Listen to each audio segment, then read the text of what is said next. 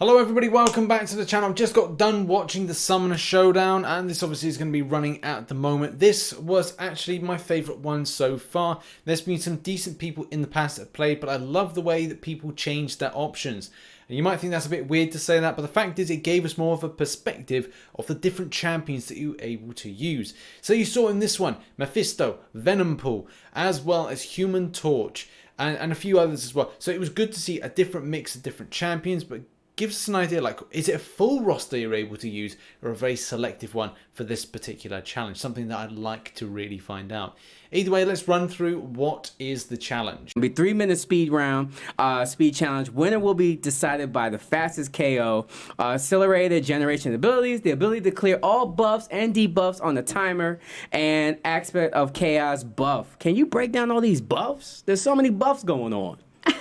Well, the big one's really going to be the aspect of chaos. It's on a 10-second count, but the initial one just kind of comes whenever it wants to, and then after that, it's every 10 seconds. The other one that's going to cause them some problems is tranquility. It's every 20 seconds, clearing all of the buffs on both champions. As you can see, and as you know, this is a speed challenge. And as you know, we got Panda Man Pete up. There was a joke about him being another member of Hanson, which, you know, they could have said he has long flowing locks. They could have said, you know, I love your hair. Love the metal horns, by the way. But the fact is, yeah, that seemed to be an ongoing thing. He's a member of Hanson, apparently.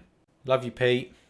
Just going to stroke your hair a little bit. Very early on, the test was really to see the extent of, like, reducing down your health first and foremost, and then trying to get in those incinerates in order to, well, you know, hopefully reduce down and kind of do a lot of damage against that horrible aspect, and obviously the extent of regeneration as well.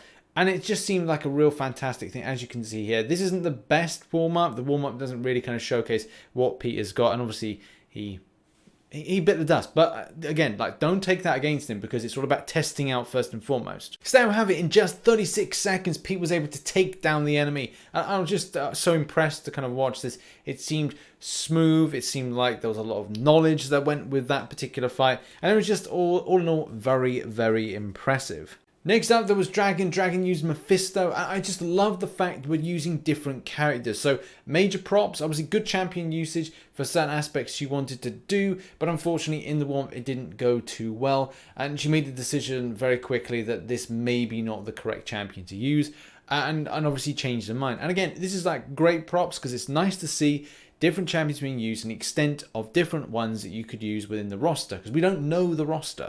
All right, here she go. Here comes Thor. See if he's worthy to get the Deadpool and out the gates.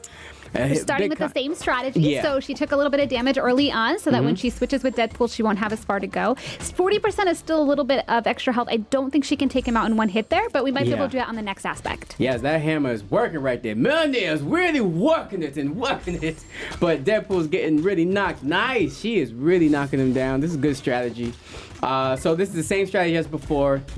Get some hits in and then back away, right? That's it. Okay. She is actually probably going to try and build up her power. I think if she wants to do a finishing move, she's going to have to build up a little bit quicker because of the power burn on both of them. Yeah, we can see that right there. She is really hammering away out there. There goes Mjolnir working it, baby. 47 hit combo, and now she just needs that switch, and it's a switch. Boom, right there, and she definitely has to block right now. All right, next hit, our next aspect. She's got 23 health on her side, which means that if she can hit him with one big hit, she can kill him in one felling blow. Yes, she can. Let's see. I got that armor break going on. All right, there we go. Here we go. Let's see. Her got countdown. a minute 52. The countdown. Oh, so close. Woo! Oh, almost. All right. So it's a minute and 45 seconds still left, and she's just going to have to continue on with the strategy, right, Arby? All right. So she did get the regen, but it's a low regen because he didn't have a lot of power, which is helpful to her. Yeah. But she just needs to catch that timing where she can hit him with one of her powers during the aspect. Yeah, timing is a big factor in this this game right here. This is really intense right now. Okay, now or never. Oh, the power drain just lined up so poorly and then the for her. Boom, right? Right back to some RNG issues here.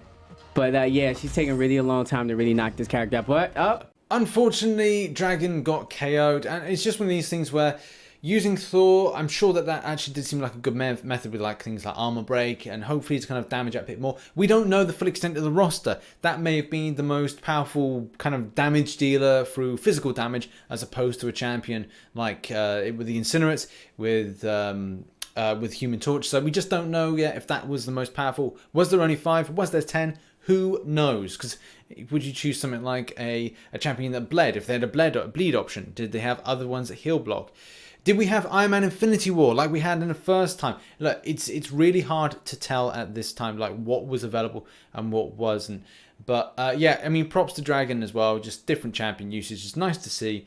And it is a very kind of like nerve-wracking experience with it. But still, it's good to see that that battle. And moving on to the next one. Next up, we got Royal Marshal. He was featured in a spotlight in Marvel Contest Champions. I'll put a link to his channel, or it's a case we'll put a link to that spotlight in the description down below. Go check him out.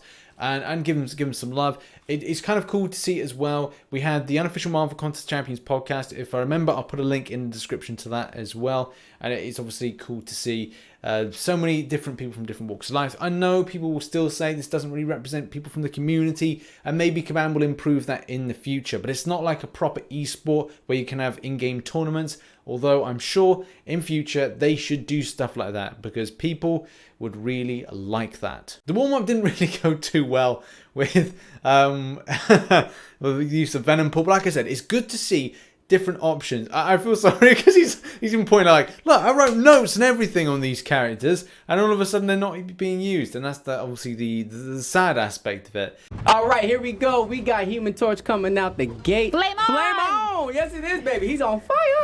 And so same strategy right here, blocking. He's definitely playing much more strategic. What you think, Arby? So he's being pretty defensive off the bat. We've seen in the past a lot of people taking damage on purpose to get him down. Again, Yeah. Human Torch doesn't have a lot of block or a lot of health, so he's going to have to manage that really carefully. Yeah. Ooh, power drain. So it's your power drain right there. So same thing with timing. It's all about timing with this, and you have to find it. So Human Torch doesn't do a whole lot of damage on his own. He does kind of a buildup of debuffs. He's not utilizing the temperature. Temperature, get it? He's hot. Got it. I think he's just holding off, trying to get a good percentage and a nice timing with the aspect of chaos between those RNGs. Yeah. Hopefully he'll be able to build up what he needs and do a fine finishing move. He is over the time already He's from over Panda. the time limit. Yeah, he's over the time limit Panda. So right now it's just he definitely got second place in his bag. But you know, here we go. Let the timer switch. Deadpool's at 9%. Get him. Knock it out. Now's the time. Come on, BX. Now we're here for bragging rights. He can still do it. He can still do it. He could still do it. And now he's parlaying. But yeah, the time is already down, so we already know. All right, so there's the switch. They're both pretty low, though. I don't know if he can quite get his finisher in before it. Yeah. He's just going to dance with that aspect, I think. Come on, man. Just make the Bronx proud for a little bit. Just get that finish in there just a little bit. I thought he He missed can at least it. get a KO. Here you go. You can do it. I believe in you. Come on. Now's the time. We rooting for you, And baby. he There we killed go. it. He did it. All right. Flame on. It took him 30 hours, but he did it. 30 hours, 30 seconds. Royal Marshal does pick up the win, but unfortunately it wasn't within the time frame that was going to get him to New York. It was still a great attempt and fantastic to watch. Two different strategies with Pete's and with Royal Marshals, because it was a case that Pete was being obviously a bit more aggressive. It was he was more precise with his hit. But, you know, that's just how it goes. Like I said, it's a very nerve-wracking experience doing stuff like this, especially considering you are live to X amount of people. You choke, you only get one chance. This is not a case you get a revive and get to go back in again. So there's a lot of pressure with this. Looking forward to seeing Pete in New York Comic Con, because he's a beautiful man. He's a beautiful man. Getting with a Snapchat filter, he's an even more beautiful woman. In the first instance, you get some sort of acknowledgement for some sort of the abilities. This is at the end of the Summoner Showdown. As I said, a link in the description if you want to check it out. It looks to me that Kabam aren't going to showcase the full extent of damage output. They never really do this, but it would be nice to kind of see, well, what is the extent of these debuff-based effects that Clairvoyant is able to do. And at the same time, it looks like there's a little aspect of regeneration, like a bit of life steal. So again, it's showcasing some of these switching of different types of plagues, I think it is. You can also see with Aarkus the showcase of the cold snap as well as the armor breaks, and the application of frozen air and a cold snap again off the back of throwing a special. And obviously off the back of the L3 you can see, oh, you can see this with just Captain America's there like, whee! Also in this L3, I don't know if Kabam have dropped some kind of like Easter egg of some kind. If you can see in the bottom left hand corner of the screen, it's like it's below the actual fighting arena. there's like some sort of weird champion there. I don't know if it is Aarkus in like what does he do in his L3 like of Kabam coded him like underneath the fight arena, the walkway. Is this something that is there to be? Is this an Easter egg? Is it a champion? Is it Karina? What? I don't know. Like maybe put in the comments what kind of like character you think this is. Is this an Easter egg? Is this a coding bug? Yeah, I'm very confused like looking at it. Like I don't know if this is something to say like a tease of some kind, but whatever it is, maybe it's just Aarkus just doing something in the background and this is part of this L3 animation. I don't know. The more that I look at it, it's like it looks like a female character. I don't know, maybe I am looking too much into this and maybe this is just anybody else has noticed this as well. But I don't know. Like I said, put it in the comment section who you think this is or what this is, or maybe this is a coding error or a bug of some kind. Yeah, weird. So yeah, I'm totally bamboozled by what this is. It'll be interesting to read your comments as to who you think it could be, and at the same time whether or not this is an Easter egg or have I completely missed this and it was actually been there for a while. Don't know. It'd be interesting to find out what your thoughts are on this. Do check out the She-Hulk video I posted today. It's a Marvel Contest of Champions news video, so go check it out up there. And also subscribe to the channels here by hitting the button. In any case, thanks very much for watching, and I shall see you in tomorrow's video. Bye bye for now.